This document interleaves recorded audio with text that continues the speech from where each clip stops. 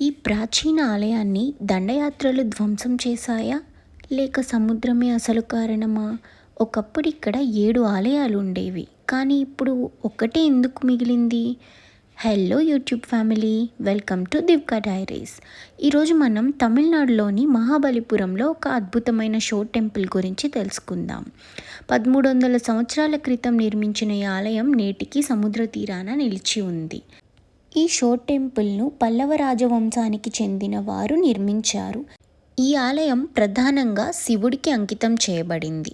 అయితే ఇందులో విష్ణుమూర్తి శయనిస్తున్న రూపం కూడా కనిపిస్తుంది. ఒకప్పుడు ఈ సముద్ర తీరాన 7 ఆలయాలు ఉండేవంట. కానీ కాలక్రమేణా 6 ఆలయాలు మునిగిపోవడంతో ఈ ఒక్క షో టెంపుల్ మాత్రమే మిగిలింది.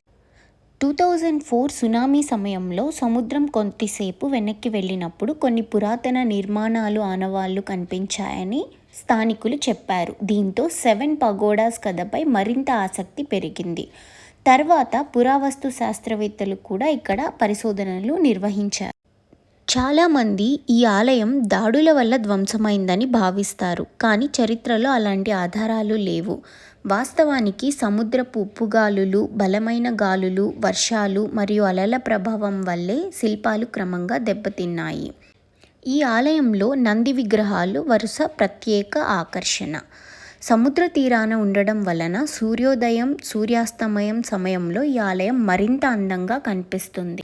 పల్లవుల కాలంలో మహాబలిపురం ఒక ప్రముఖ నౌకాశ్రయం. విదేశీ వ్యాపారులు కూడా ఈ ప్రాంతానికి వచ్చేవారు. అలా వచ్చే వాళ్ళకి ఈ ఆలయం ఒక ల్యాండ్ మార్క్గా ఉండేది. ఈ ఆలయం పూర్తిగా గ్రనైట్ రాళ్లతో నిర్మించబడింది.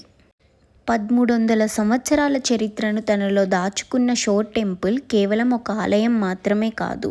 ఇది భారతదేశపు కళా వైభవానికి, పల్లవుల శిల్పకళకు మరియు మన సంస్కృతికి ఒక గొప్ప చిహ్నం. మీరు మహాబలిపురం వెళితే తప్పకుండా ఈ అద్భుత ఆలయాన్ని సందర్శించండి. ఇలాంటి మరిన్ని దేవాలయాల రహస్యాలు తెలుసుకోవాలంటే దివ్కా డైరీస్ను సబ్స్క్రైబ్ చేయండి.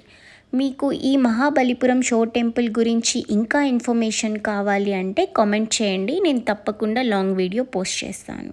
Thank you so much.